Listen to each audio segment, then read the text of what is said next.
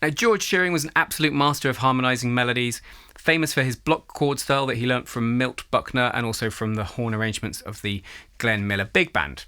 So, trying to harmonise his most famous composition, Lullaby of Birdland, into a solo chord melody guitar arrangement was a lot of fun. Now I'm going to play this today for you on my Gibson Super 5 from 1991, going through a Quilter Tone Block 202 with the reverb from a Strymon Big Sky and a touch of chorus from a Supro pedal. PDF of this arrangement is available on the lowest tier of my Patreon page, link in the description.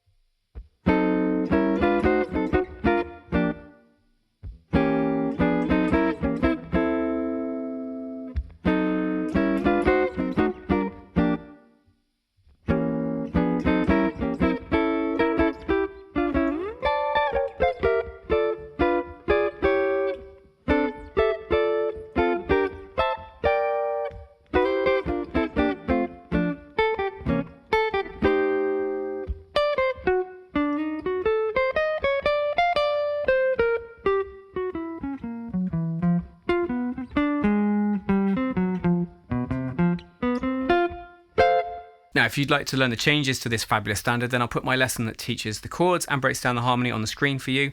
Hope you enjoyed this arrangement. I have to say it took a bit of work to get it together because playing in that kind of style, you're pretty much harmonising every note, which you don't always want to do, but when trying to imitate the sort of wonderful playing that George does, I thought, let's give it a go. But anyway, hope you enjoy it. If you've got any questions, any comments, you leave them below. Until next time, you take care.